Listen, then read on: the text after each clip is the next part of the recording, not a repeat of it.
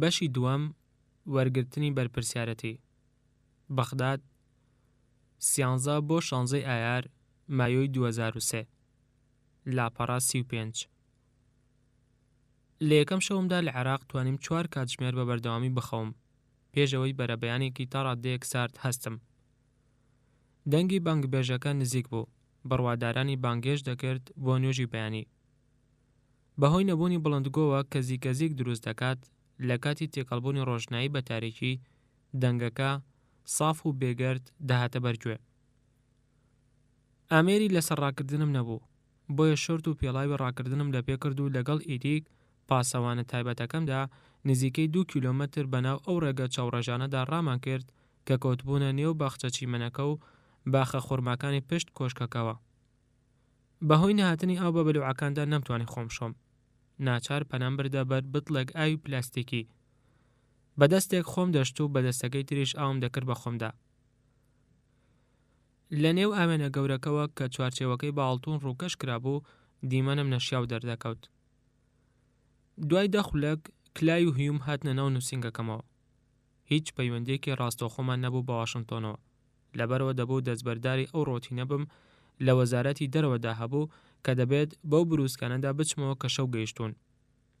هەروە کلایش ناومێت بوو، ژمارەیەکی زۆر لە خۆبەخشی ڕێگە پێنەدرا و چاوەڕوانەکرا و بالێشاو خۆیان کردبوو بە ناو نووسینگەی سەر لە نوێ بنیادنانەوە و یارمەتیە مرۆیەکان و دەسەڵاتی کاتی هاوپەیماناندا.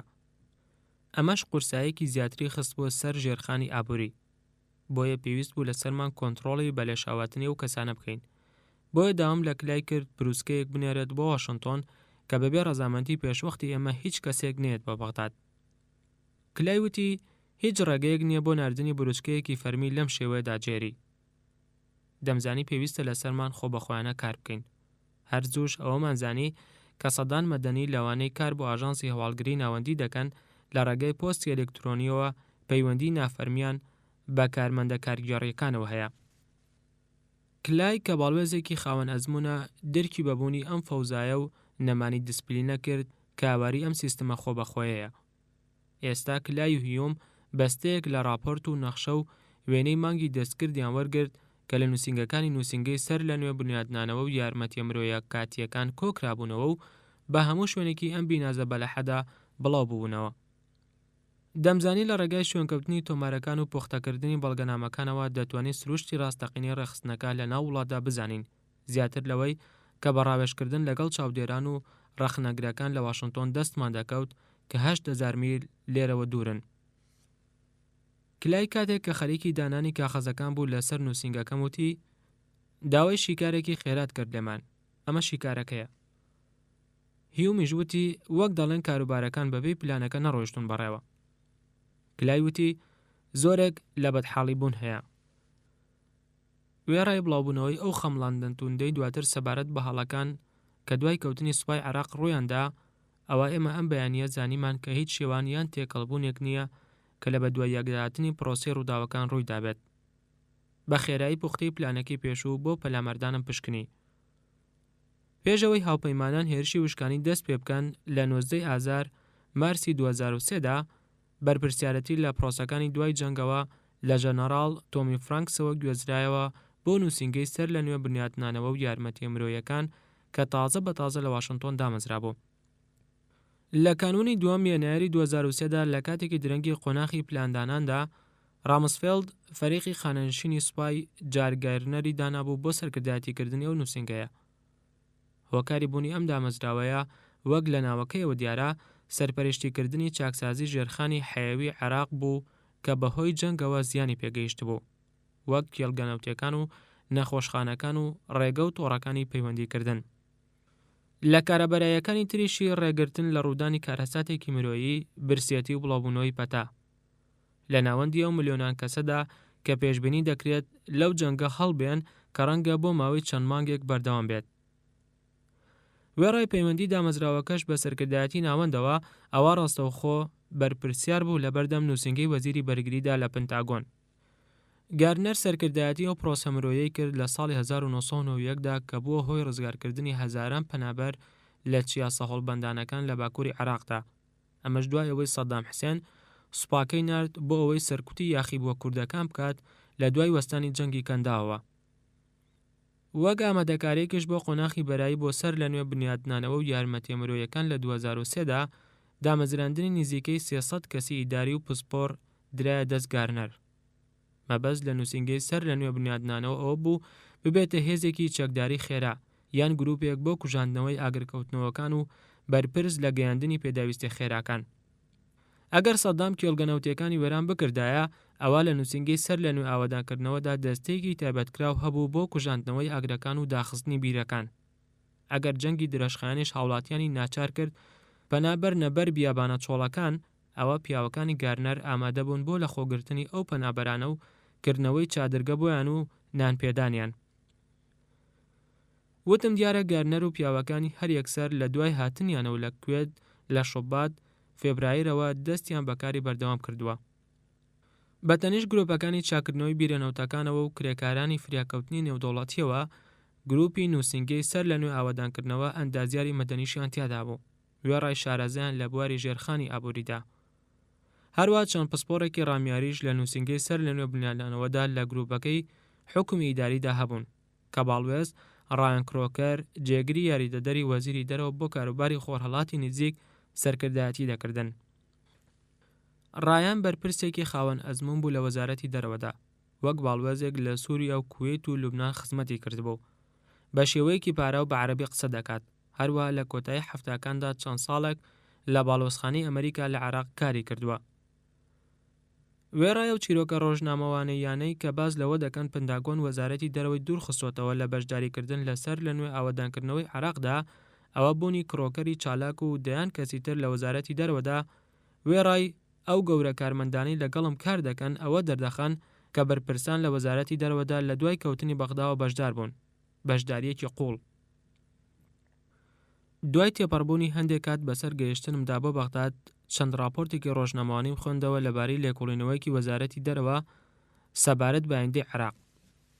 وای دادەنێت کە پلانێکی تەواوی داناوە بۆ چالاکیەکانی دوای ململانێ لە وڵاتدا. کڕۆکەریش بەشدارێکی چالاکانی کردووە لە لێکۆڵینەوەکەدا. لەبەرەوە پرسیارم لێ کرد ئایا ئەو پلانێکی کردداری داناوە بۆ عێراق؟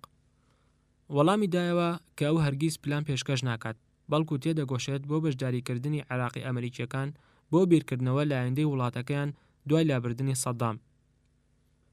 کڕۆکەر ئاماژەی بۆەوە کرد ئەو هەرگیز تێنەکۆشاوە بۆ دانانی پلانێک بۆ دوای جەنگ.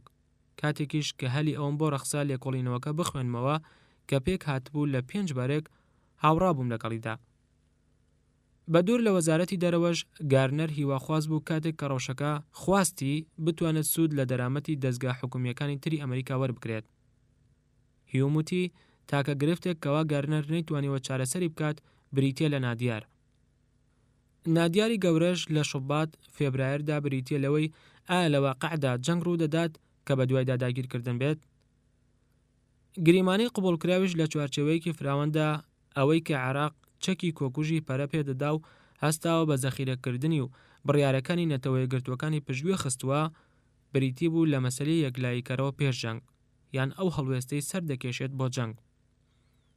چەندین کەس لە ئەندامە دیارەکان لە ئیدارەکەی بۆشدا بە دڵسۆزیەوە هیوایان دەخواست کە دیبلۆماسیەتی نێودوڵەتی سەرکەوتوو بێت لە داماڵینی چەکەکانی عێراق و دوورخستنەوەی بەعسیەکان لە حکم. ئەگەر بکرێت جودابووەکان سەدام و دووکوڕەکەیان و گەورە بەعسیەکانی تریان لە دەسەڵاتدا بماڵیایە بێ ڕژانی خوێن یان ناچاریان بکردنە بەبێ ئەنجامدانی هەڵمەت و وڵاتیان جێبهێشتایە، ئەوە ئەرکی نووسینگەی سەر لە نوێ ئاوادانکردنەوە و یارمەتیە مرۆیەکان تەسک دەبەوە. بە پێم پێشبینیە گەشتبینانەیەش ئەوە حکوومەتی عێراقی کە لە دوای ڕزگاربوونەوە لە کۆمەڵێک لە عێراقی دوورخراوەکان پێک دەهات کە دەسەڵاتیان لە ڕژێمی عێراقی وەردەگرت دەتوانێت بە شێوەیەکی خێرا فەرمانڕەوایی عێراقی بکردایە. بەو شێوەیە جایگارنەر داوای پیا و پارەی کردبوو لە دامەزراوە ئەمریکیەکان لە سەرەتاکانی ساڵی 2003. کارمەندە بیرۆکراسیەکانیش بەڕێزەوە پیان وتبوو کاتێک کەوا کۆمەڵێک داواکاری دیاریکراوت هەبوو بگەڕێرەوە بۆ لامان. کاتێکیش جەنگ دەستی پێکرد لە 19 ئازار مارس و دوای تەنها 3 هەفتە ڕژێمی سەدام حسێن کەوت. گارنەر و نووسینگەی سەر لە نێو بنیادنانەوەی عێراق هەتیو بوون. کۆمەڵێک بەرپرسیارەتی سەپێنرابوو بەسەریاندا کە بە هیچ شێوەیەک چاوەڕوانیان نەکردبوو، ئەمەش بەبێ دەرامەتێکی پێویست مرۆیی و دارایی وەکو یەک. لە ناوتەقی بەڵگەنامەکاندا دوو وێنەم دۆزیەوە کە کێڵگەکانی نەوت لە ڕۆمیلا ڕزگاری بوو کە بەعسیەکان ویستبوویان وێرانی بکەن و تەنها چەند زیانێکی لاوەکی پێگەیشت بوو. چونکە پێشەوەی عێراقیەکان فەرمانی تاقاندنەوەیان پێبگات، هێزەکانی سەرکردایەتی ناوەند دەستیان بەسەر بیرە بۆم ڕاشکراوەکاندا گرتبوو. لە شوێنانی تریژ ئەو زیانانەی دواتر گەیشتبوون بە ژێرخانی ئابووری بە شێوەیەکی ڕێژەیی لاوەکی بوون، چونکە هێزەکانی پاسەوانی کۆماری ئەویان هەڵبژاردبوو کە بە درێژایی ڕووبارەکان و کەناڵەکان لە باشووری عێراق سەنگەر ببەستن بۆ ئەوی شارەکە ببێتە قەڵایەک بۆ بەغداد، وەگەوەی هەندێک لە پلاندانەرانی سەربازی لی دەترسان. وەگەوەش کە لە کۆبوونەوەی یەکەم لەگەڵ گەورە فەرمانبەرەکان لە دەسەڵاتی گاتی هاوپەیمانان بیستم. هاوپەیمانان هێرشیان نەکردوتە سەر وێزگەکانی بەرهەمێنانی کارەبا، بەڵام تۆڕی کارەبای عێراق بەهۆی ساڵانێک لە فەرامۆشکردن و بەم دوایەش دەسەڵاتدارانی بەعس هەوڵیاندا بوو کارەبا وەک چەکێکی بەرایی بەکاربێنن لە جەنگدا، ئەویش بە کوژاندنەوەی چەندین جارەی لە شەودا بۆ ئەوەی بەهۆی تاریکردنی شاری بەغداوە بە شەودا بتوانرێت هەلیکۆپتەرەکانی هێزی ئەمریکا ببینرێت و تەقەیان لێ بکرێت. ئەمەش بووە هۆی ئەوەی بە شێوەیەکی هەڵەشە و گۆترایی تاقەیەکی زۆر بە ئاسماندا بکرێت و زیان بە تۆڕەکانی کارەبای شاری بەغدا و هەندێک لە شارەکانی تری عێراق بکەوێت. بەهۆی ئەوەی جەنگی سەرەکی تەنها 21 ڕۆژ بەردەوام بوو، نەک چەند مانگێک، هەروەها لەبەرەوەی هێزەکانی هاوپەیمانان بە خێرایی شار و گوندەکانیان بەجێ هێشتبوو گەیشتبوونە بەغدا، ئەمەش وای کردبوو حاڵەتی کۆڕە و گردبوونەوەی پەلامبەران ڕوونەدات. ئەمە لە کاتێکدا سەدام حوسێنیش پێش جەنگ فەرمانی کردبوو بە شەخۆراکێک بدرێتە هاوڵاتیان کە بەشی 3 مانگیان بکات لە کەرەستە سەرەکیەکانی وەک ئارد و برنج و فاسۆلیا و ڕۆن. لەبەرەمە برسێتی بە شێوەیەک ڕووینەدا کەمایی مەترسی بێت. کلایوتی هیچ ڕایەک نییە کە لە پاش ڕوودانی ڕووداوەکان بە تەواوەتی پێکابێتی و ڕاست دەرچوو بێت. هیوم کاتێک کە دۆسیەکی نهێنی دەدایە دەستم کەوا قەرەخەکانی سوور بووتی ئەوە تاکە پلانێک نییە کە ئامانجەکەی خۆی نەپێکابێت. هەروەها پنداگۆن پێشبینی کردبوو زۆربەی هەرە زۆری کەرتەکانی سوپای عێراقی کە ژمارەیان 715,000 سەربازە خۆیان بدەن بەدەستەوە، لەمانەش 400,000یان شیعن. بەمە یەکەکان بە سەلامەتی دەمێننەوە، پاشانیش دەکرێت ئەو سەربازانە لە پرۆژەکانی سەر لە نوێ بنیاتنانەوەدا بەکاربێنرێن کە موچەیەکی جێگیر دەدات و یارمەتی بژێوی دەدات. هەر بۆ ئەمەش لە 10 نیسان ئەپڕێلدا ژەنەڕاڵ فرانکس فەرمانی بە هێزەکانی عێراقی کردبوو بە درێژایی کات بەجلی فەرمیەوە بمێننەوە، پارێزگاری لە سەلامەتی یەکەکان و سیستەم و دیسپلین بکەن لە یەکەکاندا. بەڵام ئەم پلانانە حسابی بۆ واقعی تاڵی ئەو سەربازە شیعانە نەکردبوو کە تەحملی پشکە بەشی ژیانێکی ئەسپارتی و کرێ ڕەمزی و چەوساندنەوەی دڕندانە و لە سێدارەدانی هەڕەمەکیان کردبوو بە زۆری لەسەر دەستی ئەفسەرە سونیەکاندا. ئەم سەربازانە هەستیان بە دڵسۆزی نەدەکرد بۆ سەرکردە بێزراوەکانیان، هەروەک چۆن پاڵنەرێکی بەهێزیان نەبوو بۆ پاراستنی سەلامەتی یەکەکانیان. لە سای بەمبارانکردنی بێڕەحمانە وردا کە بێ هەڵەکردن لە تاریک و نوتەکی شەودا ئامانجەکانی دەپێکا، هەروە تونترین گەردەلوولی باکووریدا چەکەکانیان هەڵگرتووە و گەڕاونەتەوە بۆ کێڵگە و گوند و شارەکانیان لە هەموو شوێنەکانی عێراقدا. کاتێکیش عێراق ڕزگار کرا، هیچ یەکەیەکی سەربازی عێراقی لە هەموو وڵاتدا بە سەلامەتی نەمابەوە، وەگەوەش کە دوای کەوتنی بەغداد سەرکردایەتی ناوەندی ئەمریکا جەختی کردەوە. سوپای عێراقی وەک هێزێکی ڕێکخراو نەمابەوە. بەپێی دەستەواژەکانی پنتاگۆن خۆی لە کاروبار و ئەرکەکەی کێشابەوە و وازی هێنابوو. لەبەرەوە جایگارنەر و گروپەکەی قەیرانی پەنابەرانیان نەدیبەوە تا چارەسەری بکەن. هەروە هیچ هێزێکی کاریگەر لە سەربازە عێراقیەکان نەبوو بۆ ئەوی لە پرۆژەکانی سەر لە نوێ بنیاتنانەوەدا بەکاری بێنێت، وەگەوەی کەسانێک لە پنتاگۆن بۆی چوبوون. هەروە چۆن هەموو وەزیرەکان و جێگری وەزیرەکان و هەزاران لە گەورە بەعسیەکان هەڵاتبوون. لەبەرەوە گارنەر ڕووبەڕووی دروستبوونی بۆشایەک لە هێزی ڕامیاریدا بووبووە. هەروەها نەبوونی شارەزایی لەلایەن سەرکردە عێراقیەکانەوە لە سەرۆک گوندەکان و سەرۆک شارەوانیەکان و کەسە کارگێڕەکان لە وەزارەتەکانی بەغداددا. لە یەکەم بەیانیمدا لە بەغداد ئەو تێبینیم هات بە خەیاڵدا کە مارشاڵی پرووسی فۆن مۆڵتکە لە سەدەی 19دا وتوێتی و زۆر ئاماژەی پێدەکرێت. هیچ پلانێک نییە بۆ جەنگێک کە بتوانێت لەبەردەم یەکەم بەرکەوتنی دوژمندا خۆی بگرێت.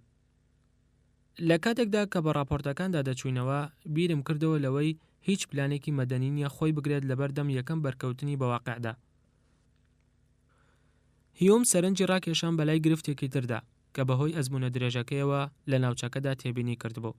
کاتێک کە سەرکردە سەربازیەکانی هێزەکانی هاوپەیمانان گوندە عێراقیەکانی ڕزگار کردبوو کەمێکیان بە عەرەبی قسەیان دەکرد یان هێزە بزوێنەرەکانی کۆمەلگای عێراقیان دەزانی خێرا دەستیان کردبوو بە کۆکردنەوەی ئەنجومەنی گوندەکان یان دانانی سەرۆک شارەوانیەکان و بەڵکو هەتا فەرمانڕەواش ئەوەش وەڵامدانەوەیکی لۆژیکی بوو بۆ پێداویستیە سەربازیەکانمان بۆ بنیادنانی خاڵەکانی پەیوەندیکردن لەگەڵ دانیشتوانە ناوچەیەکاندا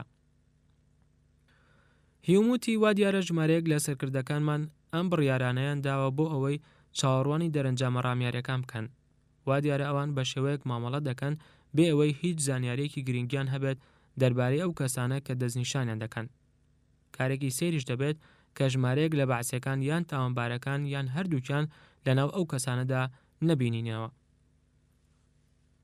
زۆربەی ئەوانەی لە دەوری مێزەکان دانیشتبوون لە کۆبوونەوەی کاتژمێر حوتی بەیانیدا ئەو گەورە کارمەندانە بوون کە تەواو شەکەت دیار بوون ئەوەش لە ڕیشە نەتاشراوەکان و چاوە بە قوڵاچوەکانیاندا دیار بوو منیش هەروە هەستم بە ماندووی دەکرد نووسینگەی سەر لە نوێ بنیادنانەوە و یارمەتی مرۆیەکان لەژێر سەرکردایەتی جایگارنەردا بوو تا ڕادێک بە شێوازێکی نافەرمی دەبرا بەڕێوە و کۆبوونەوە فەرمی و ڕێکخراوەکان کەم بوون چونکە کارمەندەکان پەرش و بڵاو بووبوون و ڕوبەڕووی چەندین قەیران بووبوونەوە جای کەسێک بوو نزیک بوو لە دڵەوە زۆر ئاسانکاریش بوو بە نیسبەت کەسێکی سەربازیەوە هەروەها لەم ژوورەدا چەندین کەس هەیە کە لە یانگری ئەون منی شوێنی ئەو دەگرمەوە بۆیە دەبێت پیاوەکانی بە سروشتی حاڵ من بناسن پێشەوەی لە یانگریەکەیان بگوێزنەوە بۆ من ئەوەش مەسەلەیەکی بە ویژدانانەیە بەڵام بەشێک لە کارەکەی من ئەوە بوو کە وێڕای ئاستانگەکانیش ڕۆحی دیسپلین و هەستکردن بە ئامانج لای ڕێکخراوەکە پەخش بکەمەوە بۆ ئەوی بتوانین پلان بۆ نادیارێکی درێژ دابنین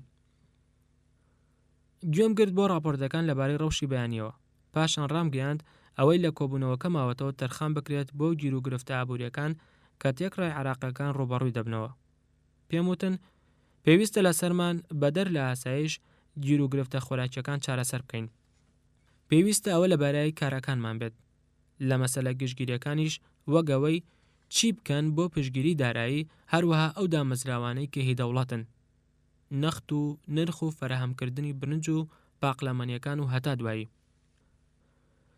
گاری فوگلێر پێی بڕیم و وتی غازی شل نرخی ئەو شمەکانی پێداویستی ڕۆژانن هەروە نرخی بنزین خراپە و لە بەرزبوونەوەدایە لە سایی ئابووری ئاراستەکراوی بەعزدا قۆڕەخکردنەکانی دەوڵەت زاڵ بوو بەسەر دابەشکردنی گازی ژل و بنزیندا بە شێوەیەکی ئاسایی نرخەکانی ئەو شتانە وەک خۆیان مانەوە بەمەش قەیرانێکی پەیکەریمان بە میرات بۆ مابەوە لە ماوەیەکی کووردا گرفتێکی قوڵ هەبوو لە پشت کەمهێنان لە بنزین و غازی شل پاڵاوگەکانی نەوتی عێراق کە هەموو جۆرەکانی سوتەمەنیان بەرامدێنا سەرڕای غازی شلیش کۆن بوون ئەوەش تا ڕێتێکی زۆر دەگەڕێتەوە بۆ ئەوە کە سەددام بێبەشی کردبوون لە پەرەپێدانی پێویست تا نوێ بکرێنەوە عێراق لە پێدانی نەوتی خاو بە تورکیا لە بەرامبەر نەوتی شلدا توانیوی ئەو بۆشایە پڕ بکاتەوە بەڵام ئێمە ئێستا ڕۆژانە ڕۆبەڕۆی کەمهێنانێک دەبینەوە کە بەلایانی کەمەوە دەگاتە 150 شاحینە دوای 2 هەفتەی تر غازی شل کە بۆ چێژلێنان لە عێراقدا بەکاردێنرێت تاوا دەبێت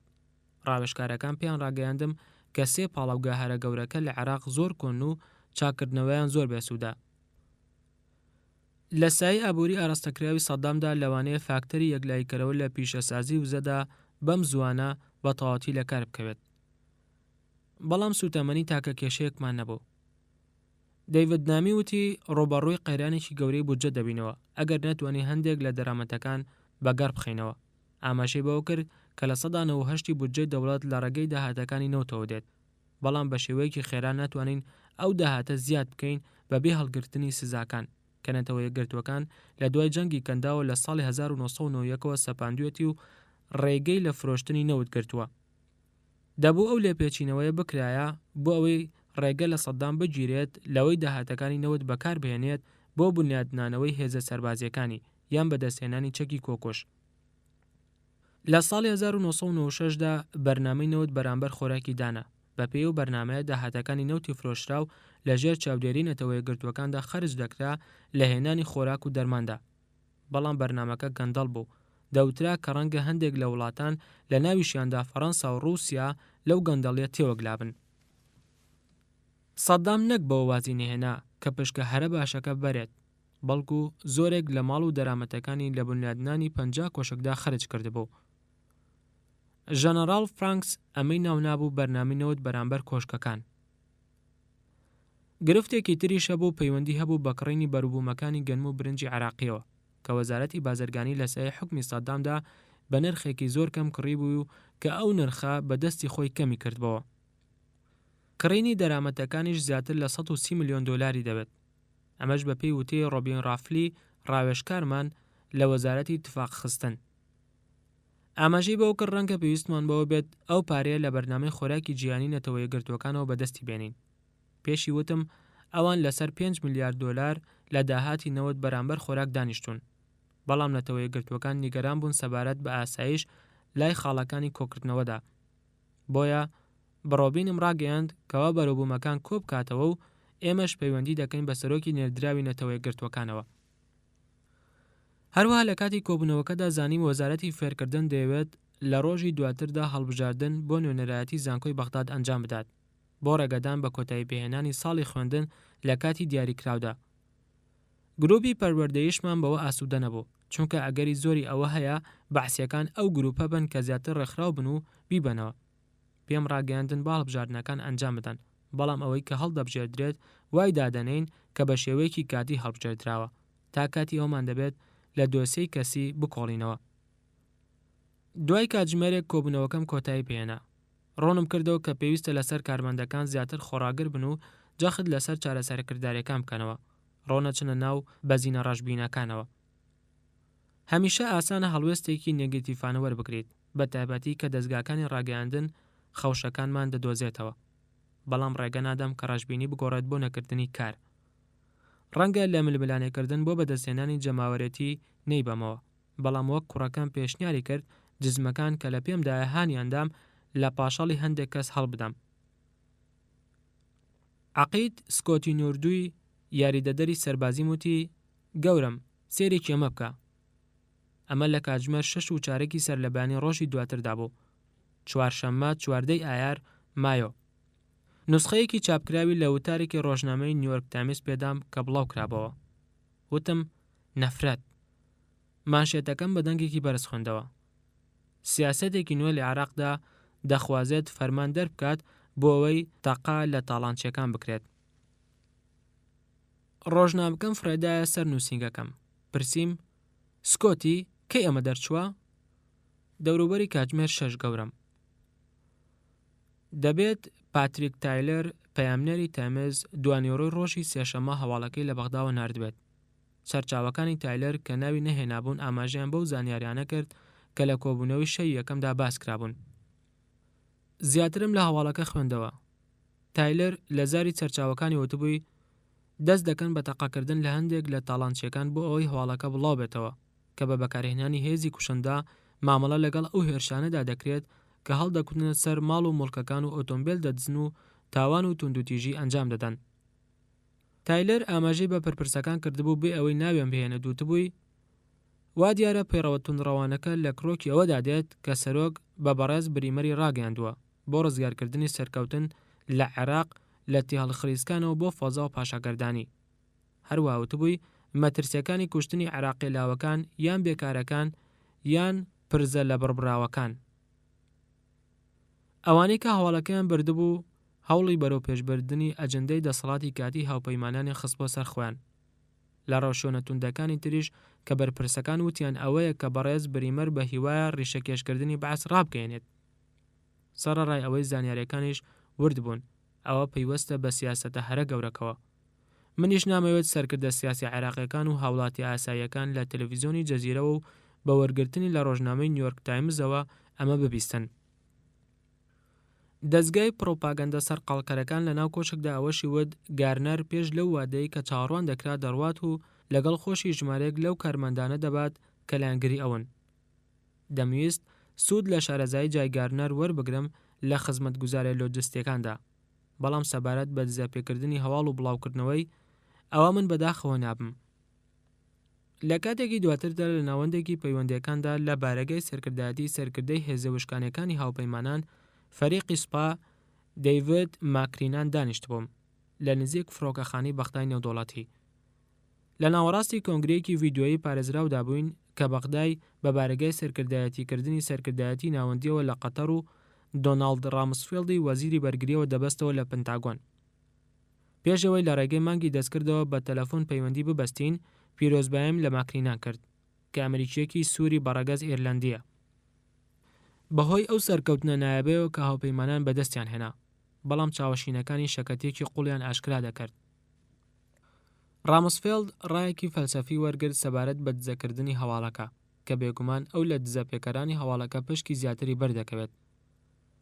بە شێوازێکی گاڵتەجاڕی بەوە کە لە بەیاخی ئەوەی ڕوویداوە کەم دەکاتەوەتی گومانی تیادا نییە کە راپۆرتەکە بەتاڵ نییە لە ڕاستی، بەڵام ئەوەی کە نیگەرانم دەکات ئەوەیە کە ڕێساکانی پێکدادان لە کاتی گواستنەوەی بەناو زنجیرەی سەرکردایەتیدا لاواز بووە.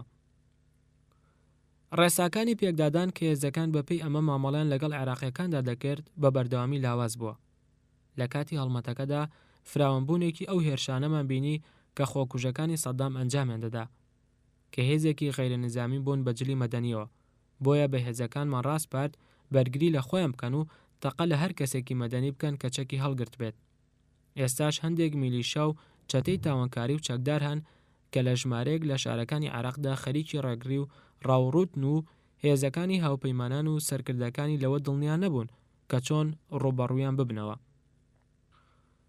جۆن ئەبیزەید سەرکردەی سەرکردایەتی ناوەند لە قەتەر هاوڕابوو لەگەڵ رامسفێلد سەبارەت بە زیادبوونی لاوازی ڕاستەکانی پێکدادان.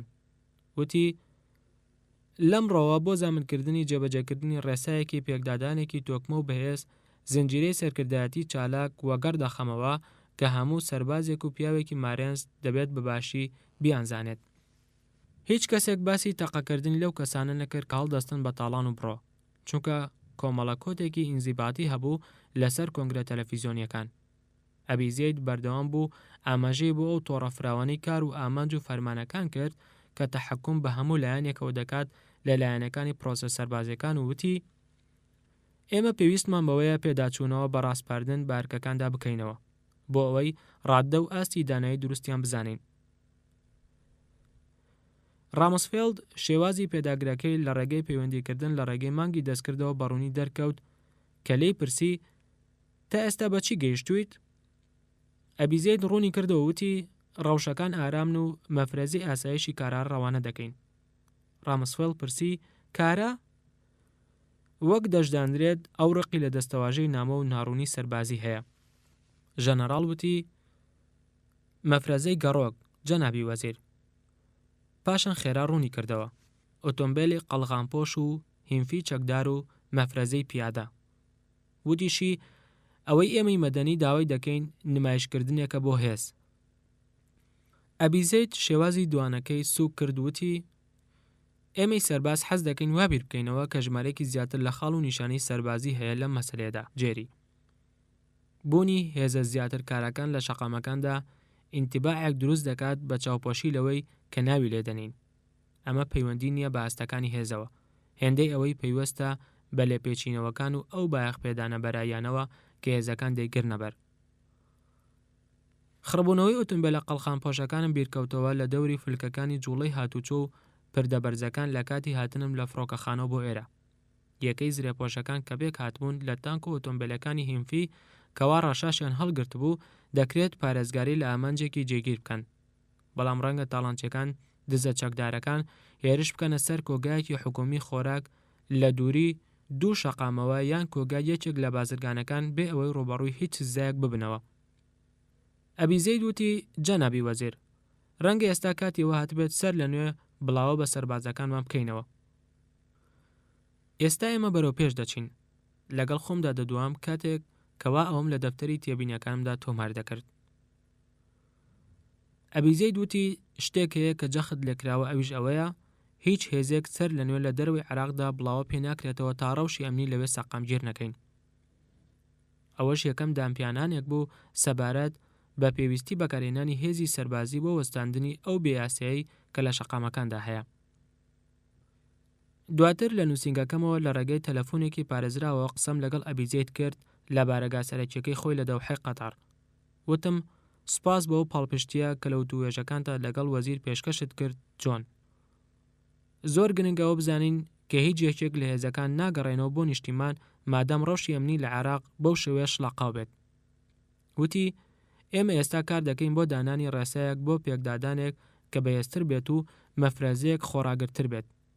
سبەینێش ماکرینان شتێکت پێدەدات. وتم من ئەوە دەنرخێنم، نامەوێت لە بەیاخیەوە کەمەوە کە پێم دراوە، بەڵام سەرکردایەتی ناوەند هێزە تانک و ئامبرانس یان ئۆتۆمبیلی برادلی نییە کە پاسەوانی هەموو پۆلیسخانەی بکات لە وڵاتدا.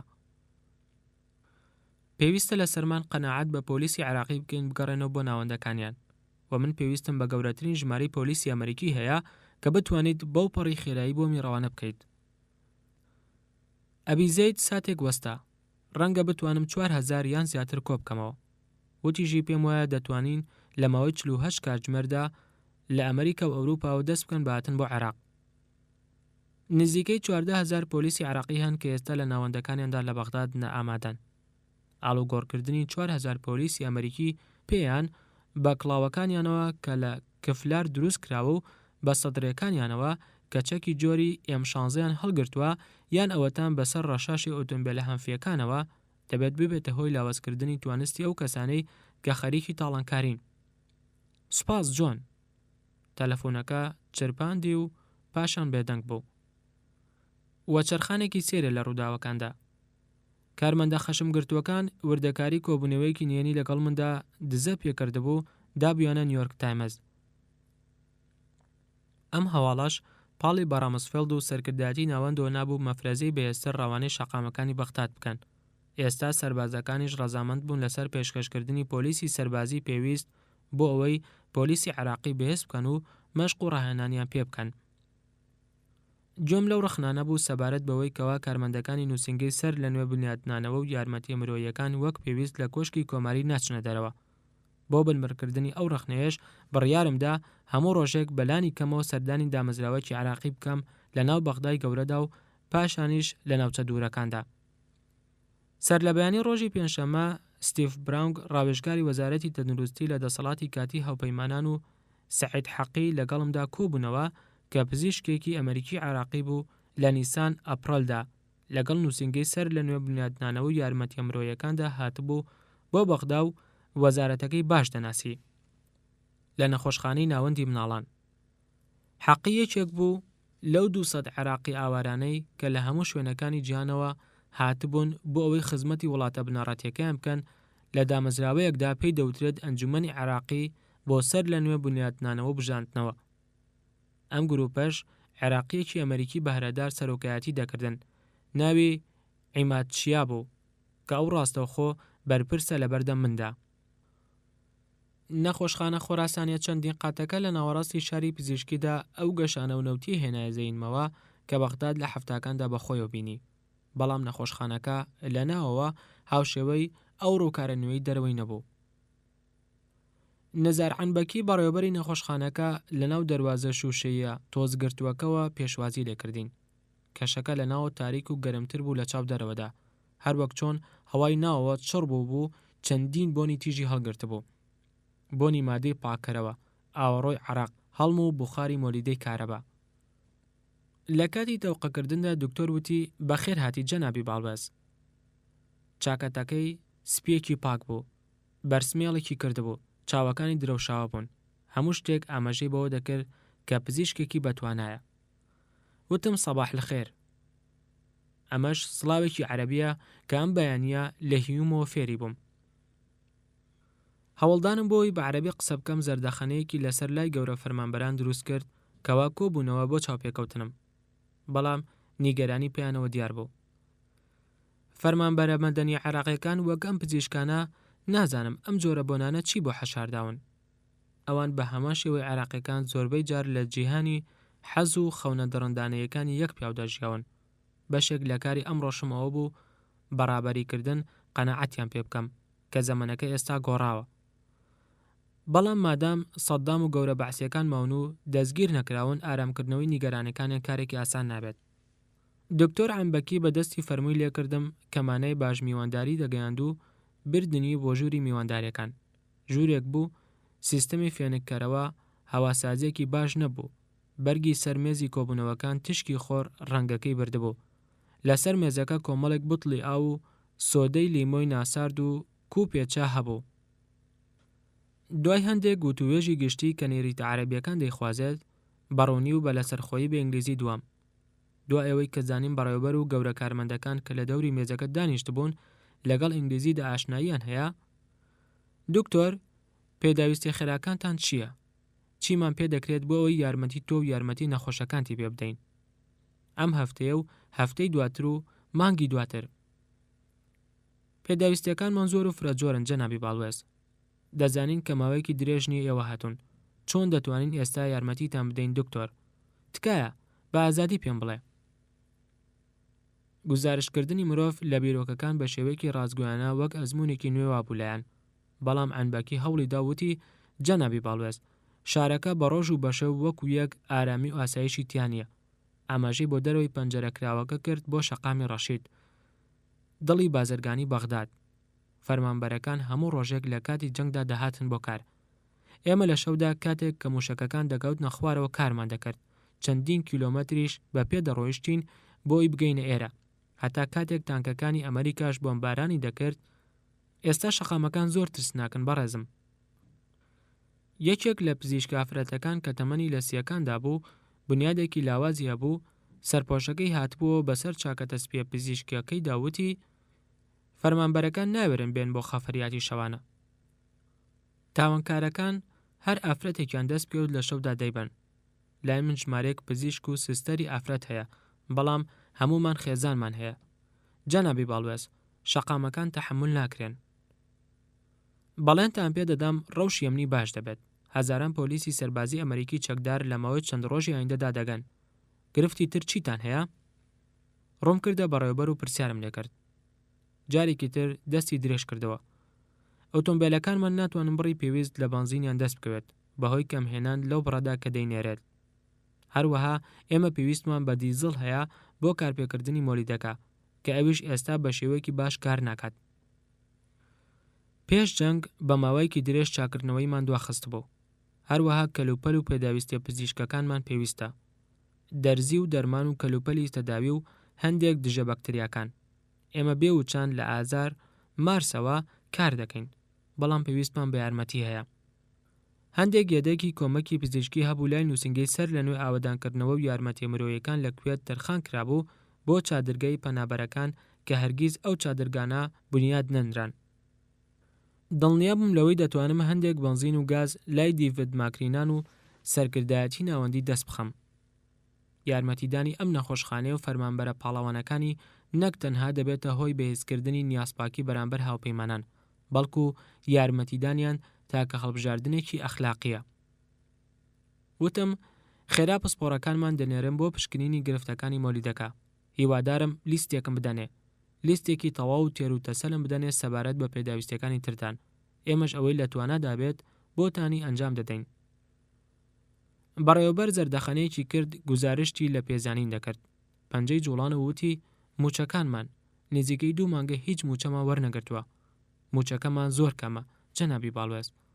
بەڵام کاتێک هیچ شتێک وەرنەگرین ئەوە ژیان مەحاڵ دەبێت. هەر یەکەمان خێزانێکی گەورە بەڕێوە دەبات. باوک و دایک و مامەکان و ئامۆزاکان و مناڵی زۆر. بە سۆزەوە سرم ڕاوەشاند بۆ ئەوەی ئەم پیاوە باشە لە نەنگی دەستپانکردنەوە بپارێزم. هیوادارم بەم زوانە پێدانی هەموو موچە دواخراوەکانی کارمەندانی خزمەتی مەدەنی لە عێراق ڕابگەێنین. وەزارەتی تەندروستیش لە پێشەوەی کارەکانمانەوە داتەنین.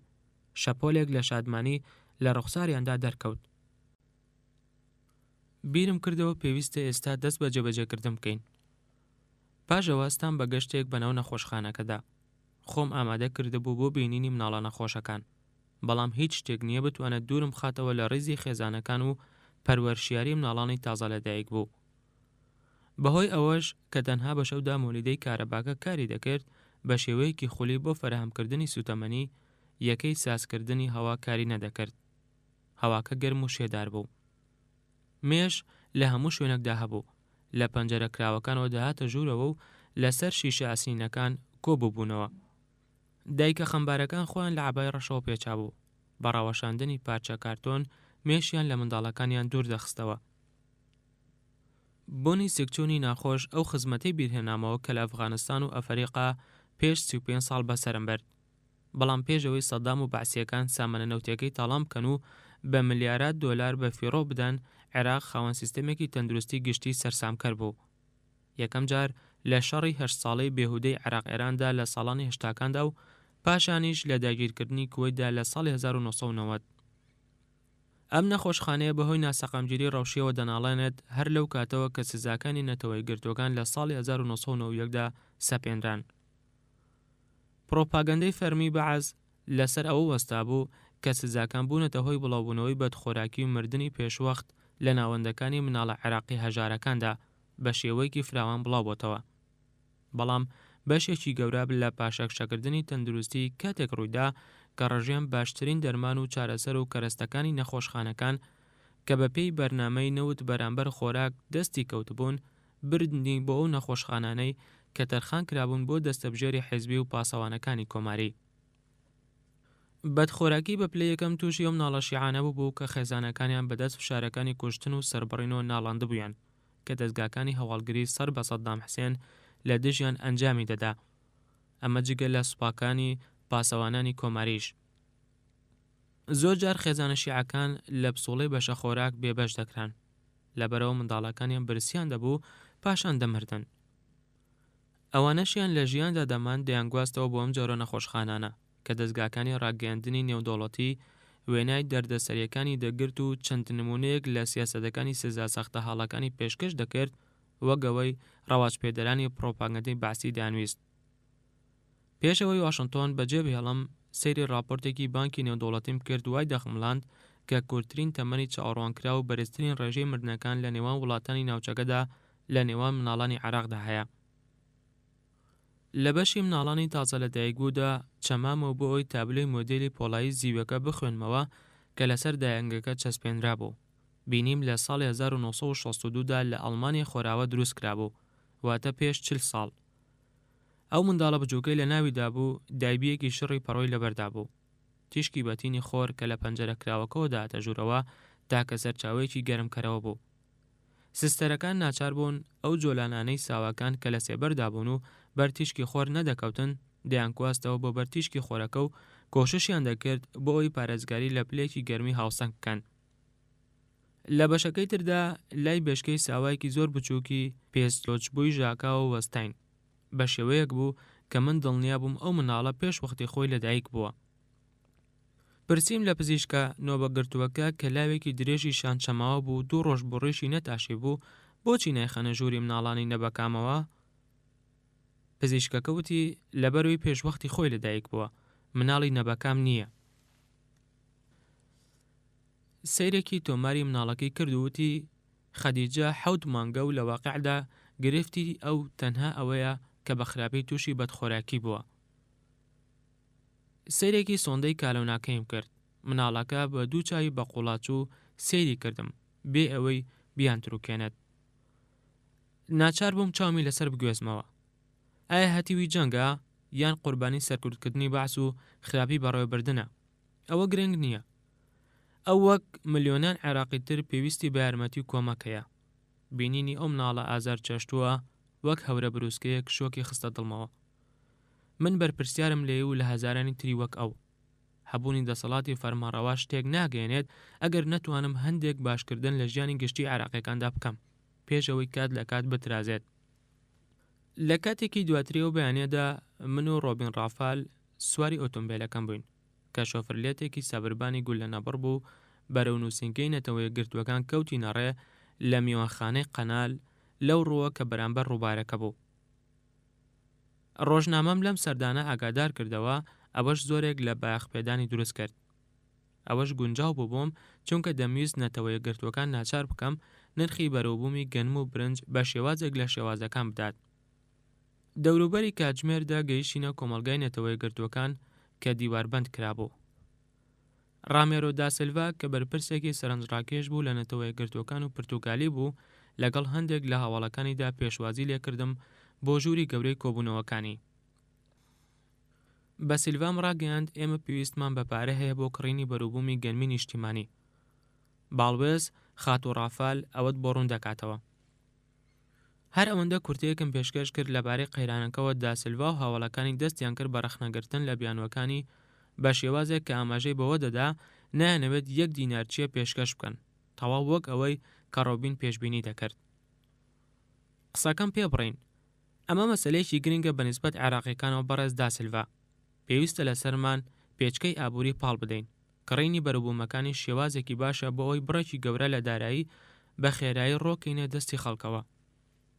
وتی بەڵام جەنابی باڵوێز پارە و داراییەکانی نەوت بەرامبەر بە خۆراک مڵکی حکوومەتی عێراق و ناتوانم بەبێ ڕەزامەندی حکوومەت ئازادی بکەم.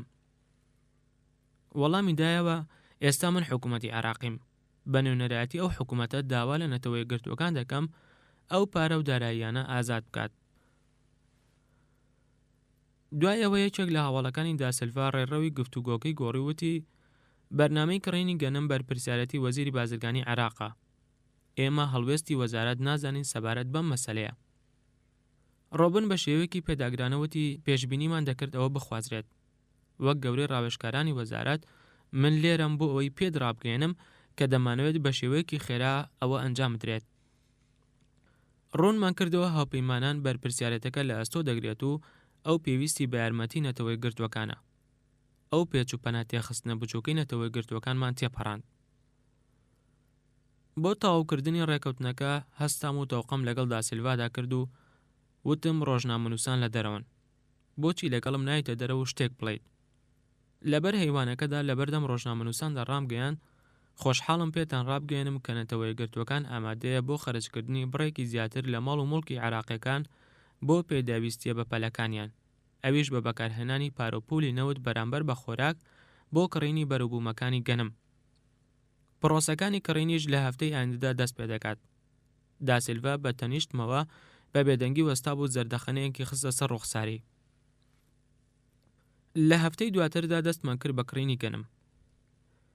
لە ئێوارەی و ڕۆژەدا کۆبوونەوەیەکی سەرپێیی مێژوویم لەگەڵ کلای هیومدا گرێدا. ئەمەش ئەو کاتە دەستی پێکرد کە هیوم ژمارەیەک لە ڕۆژنامەیەکی عێراقی نوێی بێ سانسۆری پێدام کە لە دوای ئازادکردنی عێراقەوە ئەم جۆرە ڕۆژنامانە لە بەغدا ڕوویان لە زیادی کردبوو. ئەرکە نوێیەکەم لە نێوان هەندێک بەرپرسیارەتی جێگری پادشادا کە درا بۆ ماک ئارپەر فەرمانڕەوای ئیمپریالی کردداری ژاپۆن لە دوای جەنگی جیهانی دووەم و بەرپرسیارەتی ژەنەڕاڵ لویسیس کلای فەرماندەی داگیرکەری ئەمریکی بۆ ئەڵمانیای نازی شکست خوارد و خۆی دەبینیەوە. پلەی گەرما لە نووسینگە بچووکەکەدا بەرز بوو. پانکەستونیەکەش کە بەسرا بوو بە مۆریدەی کارەباکەوە زۆر چالاک نەبوو. کلای وتی پێم وانیە پلەی گەرما لە تۆکیۆ یان بەرلین گەیشت بێتە ئەم ڕادەیە. لەگەڵ داهاتنی تاریکیشدا گوێمان لە دەنگی گولە بوو کە لەو بەری ڕووبارەکەەوە دەبیسترا. وەڵام مندایەوە من ڕازی دەبم بەو گرفتانەی کە مارک ئارپەر ڕوبەڕوویان بەوە. ڕەوشەکە بەنسبەت ئەوە بەم شێوەی ئاڵۆز نەبوون. بە هاتنی ساڵی 1945 ویلایەتە یەکگرتووەکان بۆ ماوەی 3 ساڵ سەرقاڵی پلاندانان بوو بۆ ڕێوشوێنەکان کە لە دوای جەنگە و دەگیرانە بەر. لەگەڵەوەشدا کە شارەکانی ئەڵمانیا و ژاپۆن وێران کرابوون، بەڵام حکوومەتی ئەمریکا پلانی بۆ دوای جەنگ داڕشت بوو. تەنانەت لە زەخیرەکردنی کابینە بارهەڵگرەوە بیکرا تا کە پێچکە و خولۆکەکانیان بە پێوانەی هەڵە ئاسینەکانی ئەو وڵاتە دروست کردبوون بۆی بتوانن بە ئاسانی بڕۆن بەسەریدا. بەڵام لە عێراق هاوپەیمانان خۆیان لە دروستکردنی وێنەکاریەکی فراوان لادا لە ژێرخانی ئابووری و گەیاندنی زیان بە مەدەنیەکان.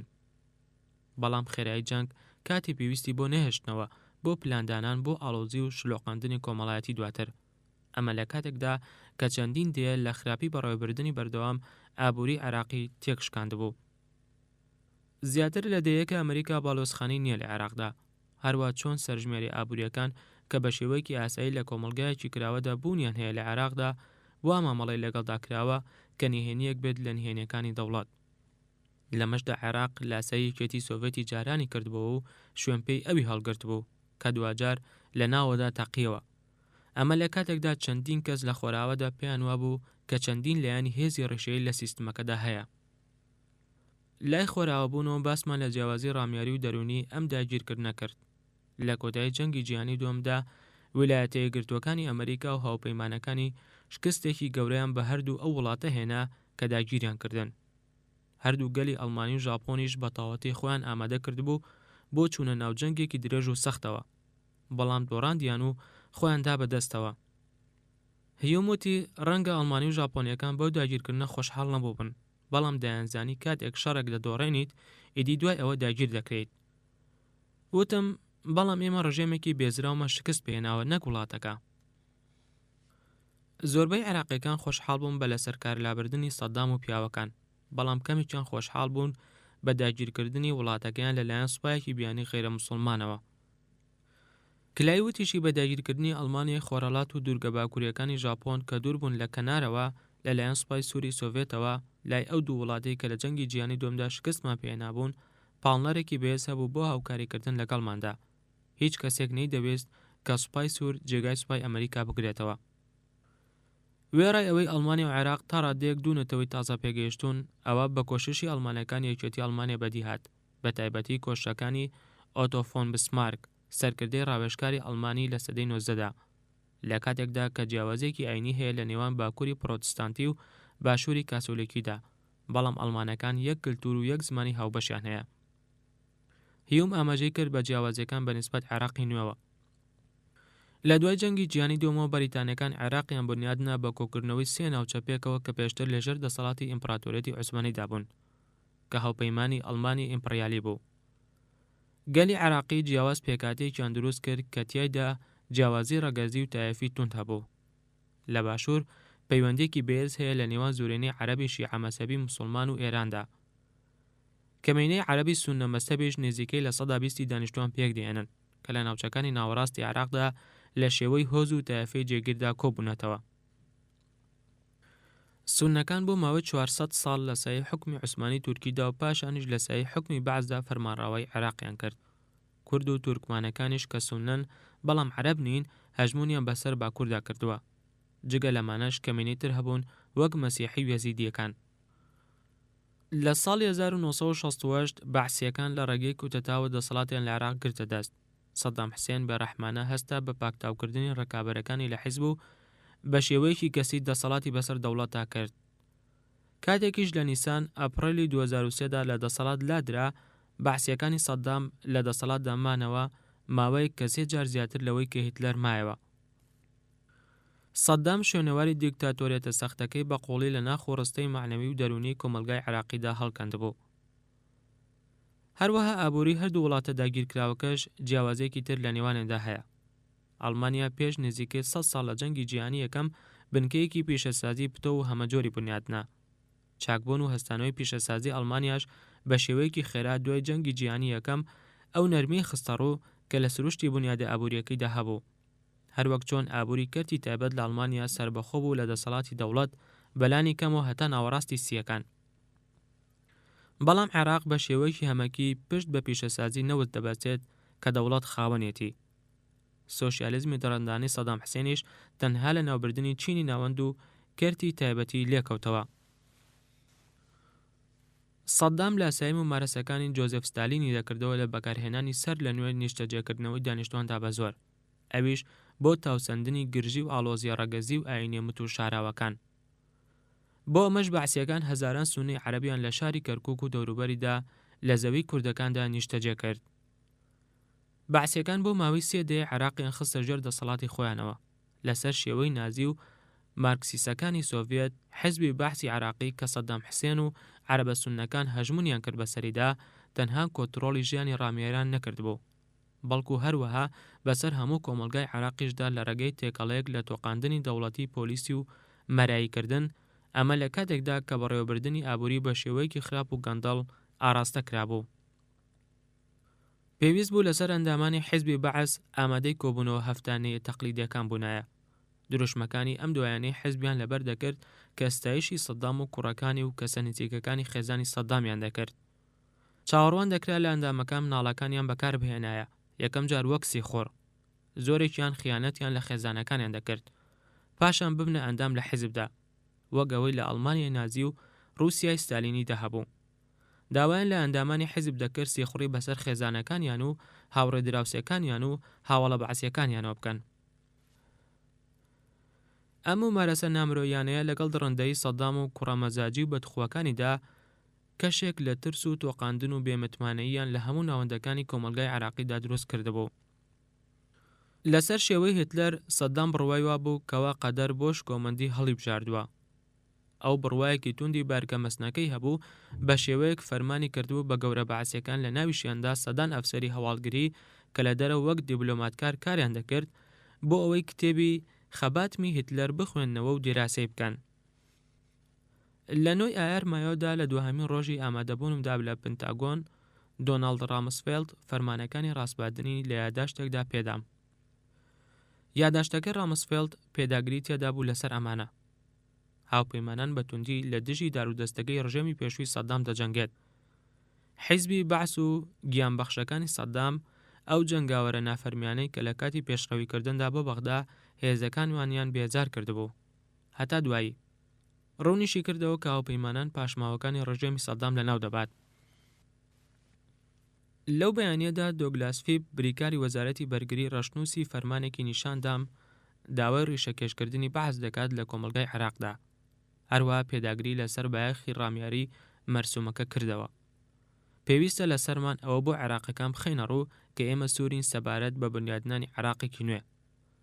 سەرەڕای نەهاتنی ناوی سوپای عێراقی لە ڕەشنووسەکەدا من دەمزانی والد سلۆکۆمب گەورەی ڕاوێژکارانی هاوپەیمانان بۆ کاروباری بەرگری و ئاسایش خەریکە وتوێژ دەربارەی ئایندەی سوپای عێراق دەکات دوای ئەوەی کە داڕمینی ڕێزەکانی و دیارنەمانی ڕوون بووە. وێنەیەکی مەرسومەکەم بە سکانەر گرتەوە. ژەنەڕاڵ فرانکس لە پەیامی ئازادیدا کە لە 16 نیسان ئەپڕۆلدا ئاڕاستەی کردبوو تیایدا حیزبی بەعسی یاساخ کردبوو. ئەمەش حکوومەتی عێراق ڕزگار دەکات لەو گروپە بچووکە دڵسۆزە ڕاستەقینەیە کە لە پلەباڵەکانی حیزبدا بوون، ئەوانەی بە ناوی ئەوەوە تاوانیان ئەنجامدا بوو، هەروەها وڵات لە ئایدۆلۆژیەتی حیزبی بەعس پاک دەکاتەوە. فیبوتی ئێمە بیر لەوە دەکەینەوە جای ئەمڕۆ بڕیارەکە دەربکات. وتم ڕاوەستە، من هاوڕام لەسەر گرنگی زۆری ئەم هەنگاوە، بە شێوەیەک پێم وایە پێویستە چاوەڕوانی بکرێت هەتا من دەگەمە ئەوێ. فیب ڕازی بوو لەسەر تکاکەم، بەڵام هانیدام دوای ئەوەی گەیشتمە بەغداد بەو پەڕی خێرایی کە بکرێ بڕیارەکە دەربکەم. جەختیشی کرد لەسەر خاڵێکی تر کە لە یادداشتەکەی رامسفێلدا هەبوو کە دەڵێت پێویستە مەرسومەکە جێبەجێ بکرێت هەتا ئەگەر بێزاریەکیشی لە کارگەڕیدا دروست کرد. حیزبی بەعس شانازی بەوە دەکرد کە زیاتر لە 1 ملیۆن ئەندامی هەیە.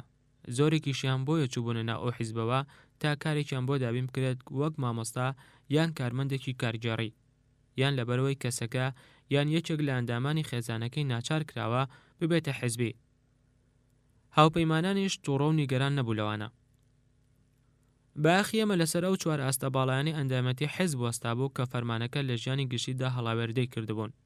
ئەوانیش ئەوانە بوون کە بەهۆی پێگەی قەڵەمڕاویان لە ڕژێمدا بووبوونە ئامڕازی سەرکوتکردن بە دەستی سەدامەوە. هەواڵگریمان ژمارەی ئەو کەسانەی بە لە سەدایەکی هەموو ئەندامانی حیزب خەمڵاند بوو، یان نزیکەی 20,000 کەس، زۆربیان لە عەرەبی سون نەبوون. بەڵام من درکم بەوە کرد کە بێزاری یان وەڕسی کارگێڕی کە رامسفێلد باسی کردبوو دەکرێت زۆرێک لە نەگونجاوی لەخۆ بگرێت. گەورە بەعسیەکان سەرکردایەتی هەموو وەزارەت و دەستگایەکی سەربازی عێراقیان پێکێنابوو. بە یاساخکردنی خزمەتی گشتی ئەوان وا لە بەڕێوەبردننی حکوومەت دەکەین زیاتر زەحمەت بێت.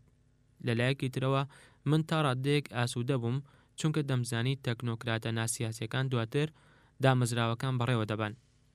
بە فیپم ڕاگەیاند کاتی دەرکردنی فەرمانەکە لەگەڵ ڕایان کرۆکەر و دەستەی حکومکردنی کارگێڕی لە دەسەڵاتی کاتی هاوپەیماناندا باس دەکەم. دوای ئەوەی بەختا بەجێ دێڵم.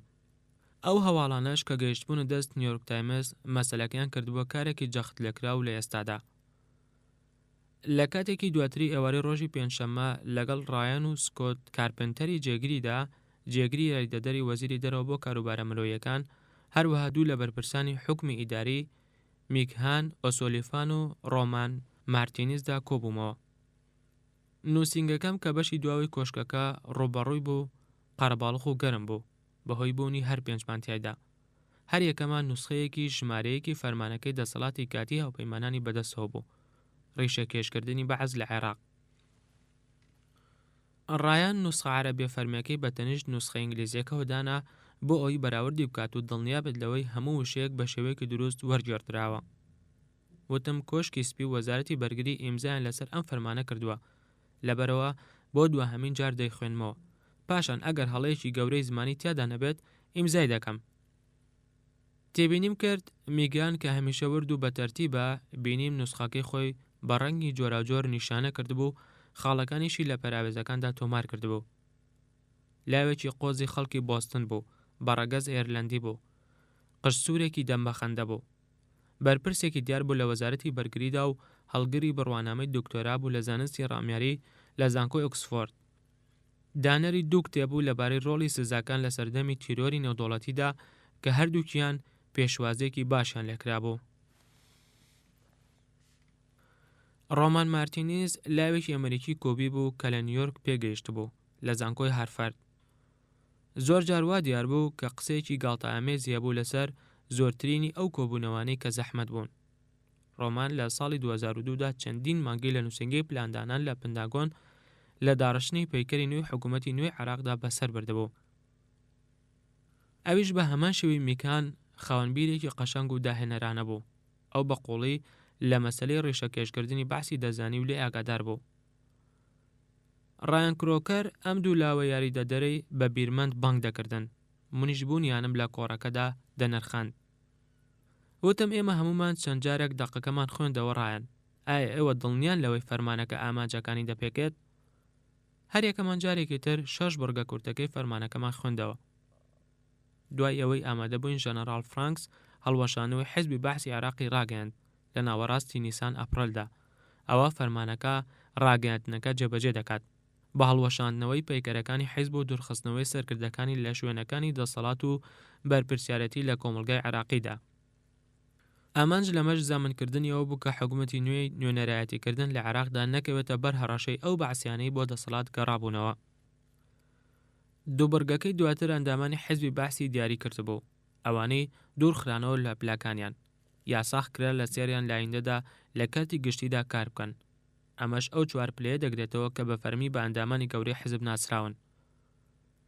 هەروەک چۆنەوە ئەندامانی حیزب هەڵدەسەنگێنرێن بە نیسبەت ڕەفتاری تاوانکاریانەوە یان وەک هەڕەشەیەکی ئاسایش بۆ هاوپەیمانان و گرتنیان یان خستنیانە ژێر چاودێری و مانەوەی بە زۆرەوە ئەگەر پێویستی کرد. هاوپەیمانان کاغەزە بەناوبانگەکانی یاریان دەکرد کە ناو وێنەی 55 سەرکردەکانی ڕژەمی بەعسیان لەسەر بوو کە بە سەددام و دووکڕەکەی و گەورە سەرکردەکانی حیزبی بەعس دەستیان پێکرد بوو. بەڵام ئەو 55 کەسە بەشێک بوون لەو بەعسیانەی کە پێویست بوو دوور بخرێنەوە لە ژیانی گشتی. بۆ پشتگیریکردن لەم هەوڵەش بڕیاردرا پاداش بدرێت بە هەر کەسێک زانیارێکی وا پێشکەش بکات ببێتە هۆی ئەوەی ئەندامانی باڵای حیزبی بەعس دەستگیر بکرێن. ئەو کەسانش کە تێوەگلابوون لەو تاوانانەدا کە ڕژێمی پێشوو ئەنجامی دابوون لە زۆربەی حاڵەتەکاندا هەمان خودی ئەم کەسانە بوون. فەرمانەکە ئەوەشی تیادا هاتبوو کە لێکۆڵینەوە دەکرێت لە ئەگەری هەبوونی پەیوەندی سێچی نەباڵەکان لە دووتکەی پەیکەری کارجاری هەر وەزارەتێکی حکومی و کۆمپانیایەک و دامەزراوەیەکی تری حکومیدا، لە ناویشیاندا زانکۆکان و پەیمانگاکان و نەخۆشخانەکان بە حیزبی بەعسەوە. ئەگەر دەرکەوت هەر یەکێک لەو بەڕێوەبەرانە ئەندامێکی تەواوەتی و کارای حیزبی بەعسە، ئەوە لە پۆستە حکومیەکەی لا دەدرێت، بەڵام ئازادی ئەوەی هەیە لە شوێنێکی تری کەرتی تایبەتدا کار بکات. میگهان وتی ئەم بەشەی فەرمانەکە هەندێک لە گەورە ڕاوێژکارەکانمان بێزار دەکات کە لە وەزارەتەکانماندا کار دەکەن. ئەو ڕاوێژکارانە ماوەی مانگێکە لەگەڵ بەڕێوەبەرەکانی ناو وەزارەتەکاندا کار دەکەن. کاتێکیش فەرمانەکە دەردەچێت ئەوە لەسەر هەندێکیان یاسا دەکرێت پۆستی گشتی بگرنە دەست. هەروەها فەرمانەکە نمایشکردنی وێنەی سەدام حوسێن و هاوشێوەکانی یان ئەندامە ناسراوەکانی تری ڕژەمی بەعسی لە شوێنە گشتەکاندا یاساخ کرد. لەمڕۆوە ڕێشەکێشکردنی حیزبی بەعس لە مەبەستەکانی بوارەکەیدا هاوشێوەی ڕێشەکێشکردنی نازیەت بوو لە ئەڵمانیا لە دوای جەنگ، کەوا خاچی چەماوە وێنەی هتلەر و مەراسیمەکانی مارک ئارپەر لە ژاپۆنی داگیررا و قەدەخە کرا. بەوەش هەموو سیما و ڕوخسارەکانی ڕژێمی سەربازی لابرا. ڕایان وتی بڕگەی کۆتایی گرنگە بە دەنگێکی بەرز خوێندمەوە. بەڕێوەبەری دەسەڵاتی کاتی هاوپەیمانان یان ئەوەی بە هەر ناوێکی ترەوە لەو پۆستە دابێت دەکرێت هەڵاوێردە لەم بڕیاردا بکات، ئەویش لەسەر بنەڕەتی ڕەچاوکردنی هەر حاڵەتێک بەجیا. بەواتایەکی تر نەرمیەک هەیە لە بڕیارەکەدا، لەوەدا بەعسیەکان پەیوەندیان بە حیزبەوە کردبێت بۆ ئەوی بتوانن لە پیشەکەیاندا کار بکەن و بمێننەوەیان نا، میگان تێبینەکانی پشکنی وتی پێویستە لەسەر ڕاوێژکارانی وەزارەتی خوێندنی باڵا هەندێک لە بەحسیەکان لە زانکۆ دوور بخەنەوە. وەگەوەی چاوەڕوان کرابوو بەحسیەکان لە هەڵبژاردنەکانی زانکۆی بەغدا سەرکەوتن، چونکە ئەوان باشترین و ڕێکخراوترین لیستەکانی پاڵەوراوانیان پێشکەش کردبوو. بەڵام ڕێگەدان بە ئەنجامدانی ئەم هەڵبژاردنە پێویست بوو بۆ کۆتایی هێنان بە وەرزی خوێندن لە کاتی خۆیدا. ڕۆنم کردەوە و کاتێک کە فەرمانەکە دەچێتە بواری جێبەجێکردنەوە دەکرێت مەڕ لە بزنجیا بکەینەوە، بەڵام پێویستە لە سەرمان بە خێرایی بجوڵین بۆ گۆڕینی ئەو بۆچوونەی کە پێی وایە هاوپەیمانان سەدامیان لابرد بۆ ئەوەی دەسەڵات بدەن بەدەست ژمارەیەکی تر لە بەعسیەکان. وێڕای ئەوەی فەرمانەکە ڕێگە لە 100% ئەندامانی حیزبی بەعس دەگرێت لەوەی لە پۆستە گشتەکاندا کار بکەن، ئەوە من دەمویست چاو بخرێتە سەر کەسە گونجاوەکان، هەموانیش لەسەرەوە کۆک بوون کە بەهۆی خراپی ڕەوشی هەواڵگریمانەوە ئەمە کارێکی زەحمەتە. وتم ئێمە عێراق ناناسین وەگەوەی عێراقیەکان خۆیان دەیناسن، لەبەرەوە دەبێت عێراقیەکان بەشداری پێ بکەین، ئەوانەی هەر لە سەرەتاوە لە پرۆسەی ڕێشەکێشکردنی بەعسدا بەرپرسیارەتیان هەبووە، هەروەک چۆن پێویستە دام بەوە دابنین کە کامەڵ و تەواو نییە، بەڵام ڕادەیەک لە نەرمینواندنی تیادایە. مەسەلەیەکی تری ڕامیاریم لایە دەمەوێت بیوروژێنم. وتم هەفتەی پێشوو چاوم بە لیژنەی بەڕێوەبەرەکان کەوت لە ئەنجومەنی ئاسایشی نەتەوەیی. هەموو گروپەکە لە ژووری ڕەوشەکان لە کۆشکی سپی ئامادە بوون. جێگری سەرۆک و پاوڵ و ڕامسفێلد و کۆندالیزا ڕایس و جۆرج سینیت. لە بەرنامەی کۆبوونەوەکەدا نەفیکراوەکان و حکوومەتی نوێی عێراق هەبوو. نەفیکراوەکان لە ناو ئەنجومەنە بچووکەی سەرکردایەتیدان لە کاتی کۆنگرەیەکدا پاڵەورا بوون کە سەدان عێراقی لە کانون یەکەم دیسەمبەری ساڵی 2002دا سازیان کرد. ئەوێش بە ڕۆڵی خۆی بەرهەمی یاسای ڕزگارکردنی عێراقا کە سەرۆک بیل کلینتۆن لە ساڵی 1998دا ئیمزای کرد. ئەم یاسایە لادانی ئەو ڕۆژەمەی کە سەدام حوسێن سەرۆکایەتی دەکات کردێ بەشێک لە سیاسەتی ئەمریکی.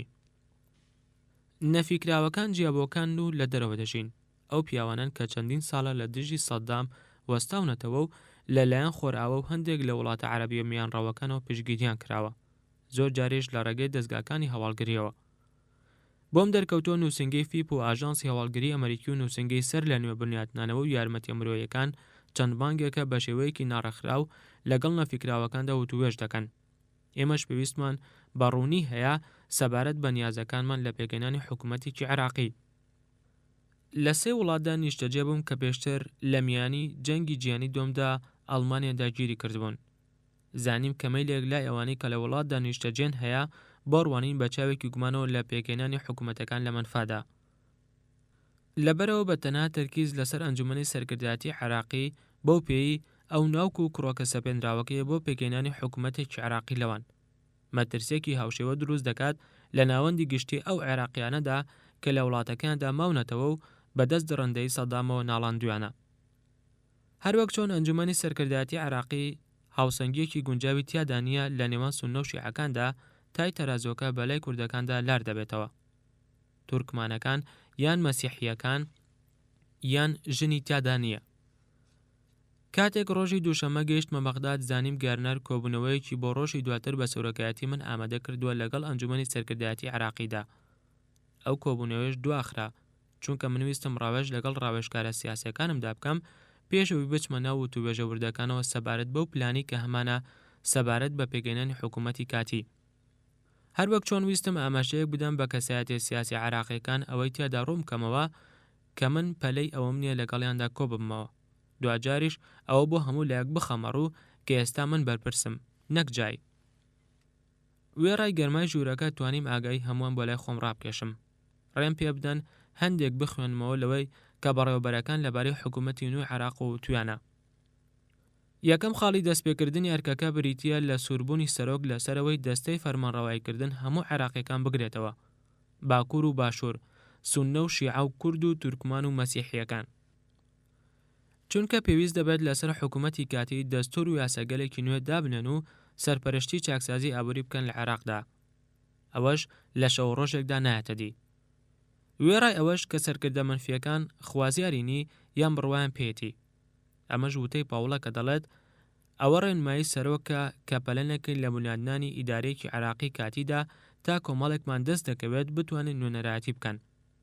ئەمەش تێڕوانینی شەخصی پاوڵە پێویستە پێدابگرین لەسەر مەرجەکانی پرۆسی سیاسی بە تایبەتیش ئاسایش. پێویستە ڕێگە بەوە بدەین سەرکردە عێراقیەکان دەربکەون. ڕۆمان پرسی ئایا بەڕێوەبەرانی ئەنجومەنی ئاسایشی نەتەوەیی تێگەیشتێکی باشیان هەیە سەبارەت بە واقعی سیاسی ئێرە و ئەوەی لە سەرزەمینی واقعدا دەگوزارێت؟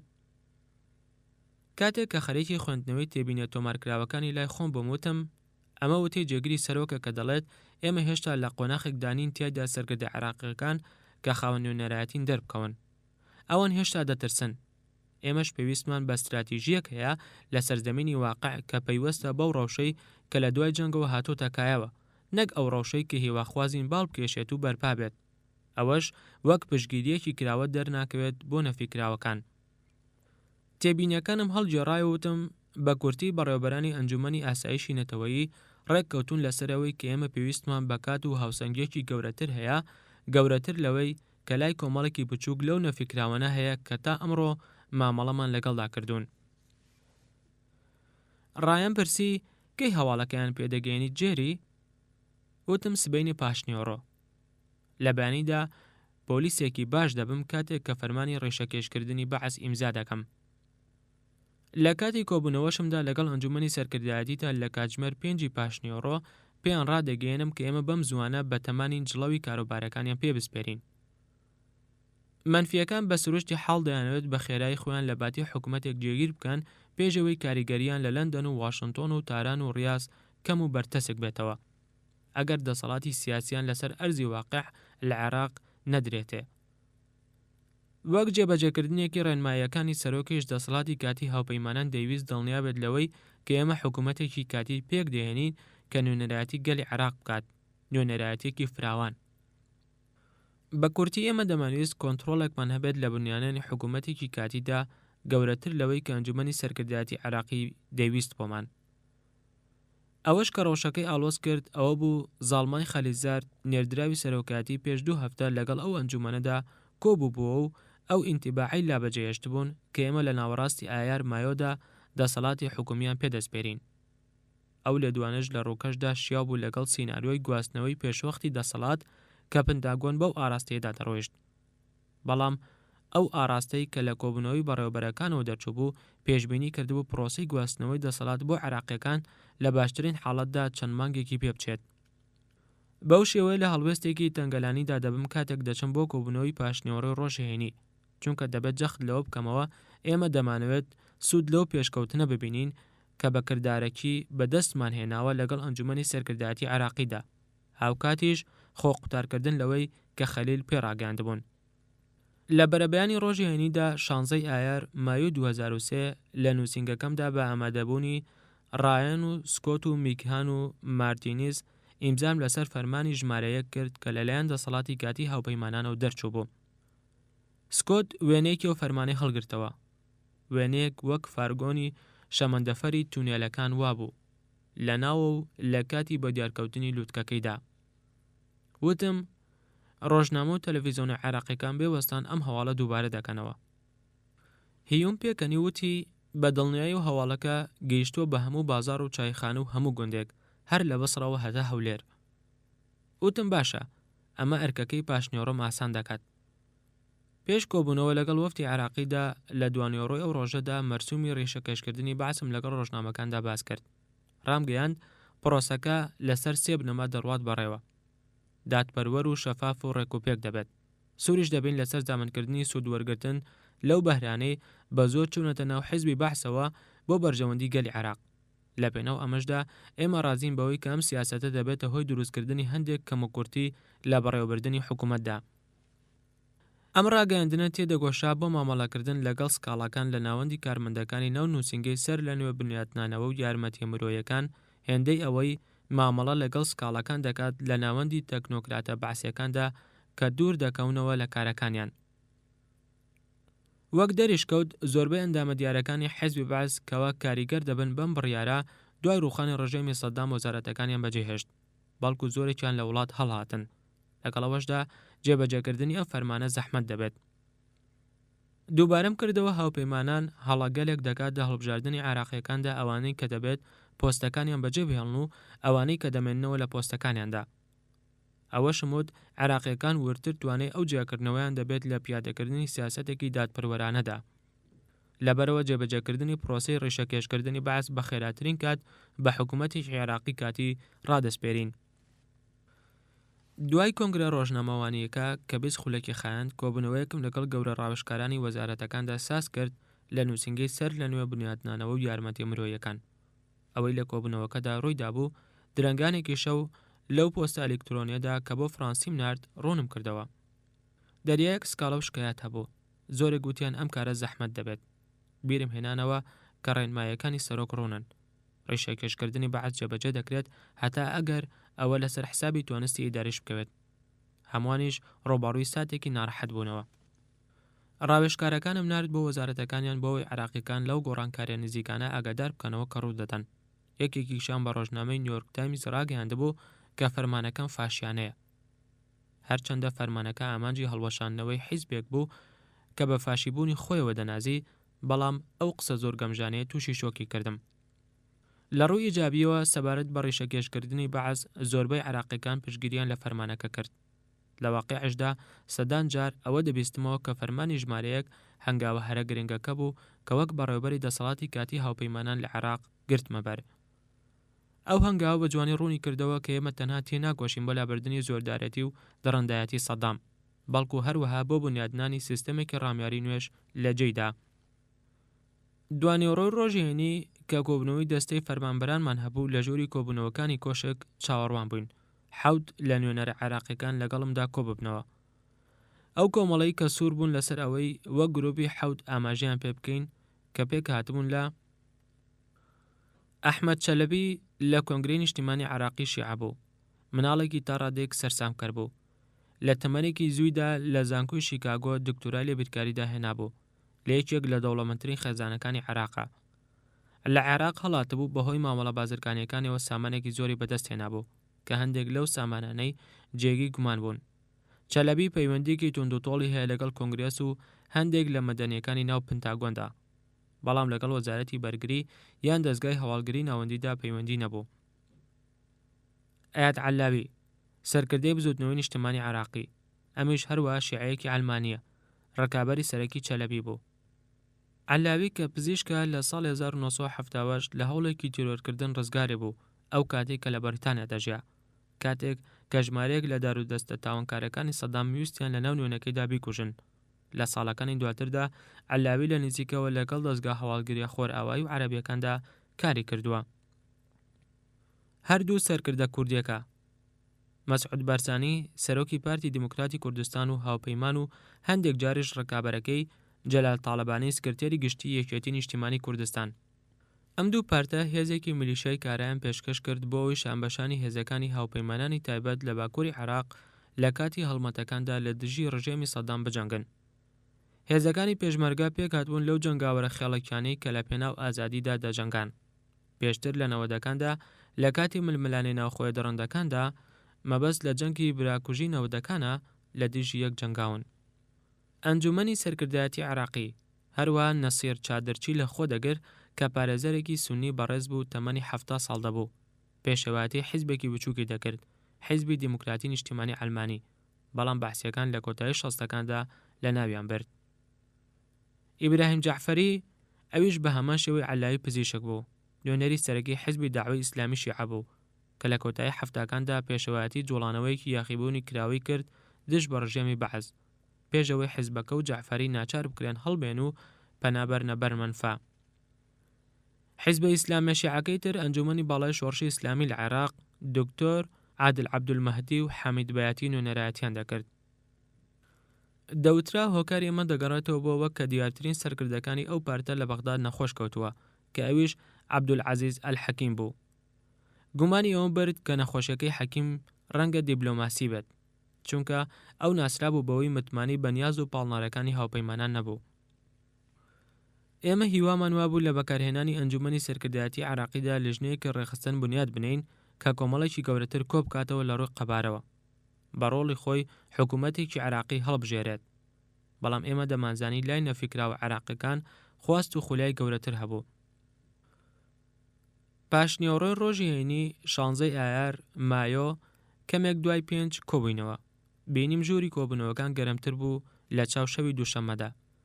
ژمارەیەکی زۆر ئاوی بتڵی بچووکی ناسارد لەسەر مێزە گەورەکە هەبوو. بەهۆی گەرماوە هەمومان بە بەردەوامی ئاومان دەخواردەوە. تیشکی گڵۆپەکەش وەک هەمیشە لەگەڵ سوڕانی مۆلیدەی کارەباکەدا ڕۆشن دەبوو و کز دەبوو. لە هاوپەیمانانیش فەریق دەیڤد ماکرینان سەرکردەی سەربازی لە عێراق، باڵوێز جۆن ساورز نوێنەری تایبەتی بەریتانیا کە دیبلۆماتکارێکی ژیر و بازمون بوو، عەرەبی دەزانی و جایگارنەر و ڕایان و هیوم هۆران و من بووین.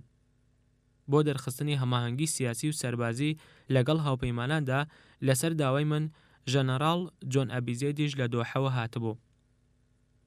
عێراقیەکان لە لایەکی مێزەکەەوە لە بەرامبەر کۆمەڵی دەسەڵاتی کاتی هاوپەیمانان دانیشتبوون و نوێنەرەکانیشیان لە پشتیانەوە دانیشتبوون. ئاماژەم بە هەندێک تێبینی بەرایی کرد. وەفتەکەمان هەندێک لە شێوەکانی خۆشدوانی عەرەبیان پێشکەش کرد کە تێیدا سوپاسی یەک بەیەکی میوانەکان کرا کە بەدەم بانگێشتەکەمان و هاتبوون. نەمدەویست زیادەڕۆی بکەم لە شکڵیاتەکاندا، بەڵام دەمویست عێراقیەکان ئەوە بزانن کە دەسەڵاتی کاتی هاوپەیمانان سەرکردەی وەک هیوم و ڕایانیان تیادایە کە زۆر بە باشی شارەزای کلتورەکەیانن. بە شێوەیەکی لەسەرخۆ کار کەسێک پێویستی بە وەرگێڕان هەبێت بتوانێت فریای وشە بە وشەکانم بکەوێت. وتم دەمەوێت جەخت لەسەر بایەخ و باندوەرگرتنی ئەو شەراکەتە بکەمەوە کە هاوپەیمانان خوازیارینی لە نێوان دەسەڵاتی کاتی هاوپەیمانان و ئەنجومەنەکەتاندا لە کاتی گوێزانەوەمان بۆ حکوومەتی نوێنەرایەتی کردن. بۆ پێداگری لەسەرم خاڵەش ئەوە شمود ئێمە پێشبینی دەکەین کە پێشکەوتن بەم ئاراستەیەدا بە شێوەیەکی کەڵەکەبوونی بێت. ڕوونیشە ئەوە مانەی گواستنەوەی خێرای دەسەڵات ناگەنێت وەک هەندێک حەزی پێدەکەن، بەڵام ئێمە ئامادەین سازش لە بەرپرسارەتێکی زیاتر بکەین بۆ سەرکردە عێراقی بەرپرسەکان. دکتۆر جەلال تاڵەبانی سەرکردەی کوردی بە تەمەن یەکەم کەس بۆ وەڵامی دامەوە. ئەو پیاوێکی کورتی جەستەپڕی ڕووخۆشە، چاویلکەیەکی بازنەی لە چاودا بوو، سمێڵی تەنەک کردبوو. بە زمانێکی ئینگلیزی دروست و پوخت وتی: جەنابی باڵوێز، دەمەوێت خۆشحاڵی خۆم دەرببڕم بە ئامادەبوونم لەم کۆبوونەوەیدا لەگەڵ هاوپەیمانان لە ناو یەکێک لە کۆشکەکانی پێشووی سەدامدا. ئەحمەد چەلەبیش تێبینیەکانی تاڵەبانی دووبارە کردەوە.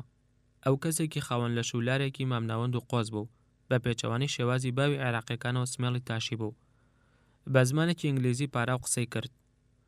چەلەبی یەکەم جار بەلای گارنەردا ڕووی وەرگێڕاوتی: ئێمە سوپاسی هەمووتان دەکەین ژەنەڕاڵ لە بەرامبەر ئەو کارە قورسەدا کە لە پێناو گەلی عێراقدا پێی هەستان. پاشان ڕووی بۆ لای من وەرگێڕاوتی: بە خێراتنی باڵوێز بریمەر و یاریدەدەرەکانی دەکەین. مەسعود بارزانی سەرکردەی هۆزێکی کوردی گەورەیە لەو پەڕی باکووری خۆرەڵاتی عێراق و جەنگاوەرێکی توند و ڕەقە. باڵای کورت و بەخۆ بوو، قژی سەری ڕووتابەوە. چاوە بچووکە مەلەو ڕەشەکانی پارێزیان پێوە دیار بوو. لە چاو تاڵەبانی هاوڵیدا کەمتر ئاسوودە بوو بەم شوێنە، بەڵام نەتەوەکەی گوێڕاڵی دەکەن. بارزانی بە عەرەبی وتی: باڵوێز بریمەر، ژەنەڕاڵ گارنەر، من بە ناوی هەموو عێراقیەکان قسە دەکەم کاتێک سوپاسی هاوپەیمانان دەکەم بۆ ڕزگارکردنی عێراق. پێم وتن من دەمەوێت لەبارەی ڕەوشی ئەمنیوە قسە بکەین.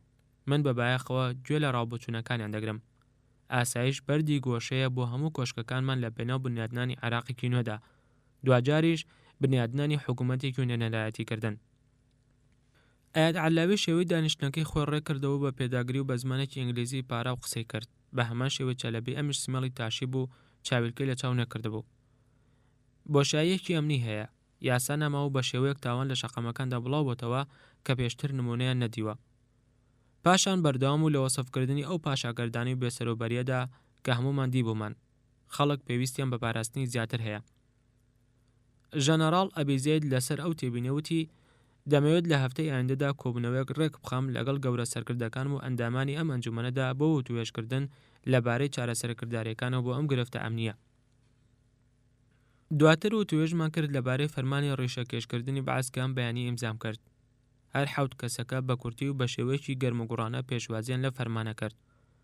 دوای ئەوە دکتۆر ئیبراهیم جەعفەری کە شوێنکەوتوانی حیزبەکەی حیزبی داعوای ئیسلامی لە کاتی حکمی سەدامدا زۆریان چەشت بوو، لەبارەی ئەو ترسەوە کە تاڵەبان و چەلەبی خستیانە ڕوو بە زمانێکی ئینگلیزی تێکشکاو کە بە دەستی زۆر ئاماژەی دەکرد و بە پەلە قسەی دەکرد، زۆر جاریش لە نێوان ئینگلیزی و عەرەبیدا تێکەڵی دەکرد و لە بابەتێکەوە دەچوە سەر بابەتێکی تر.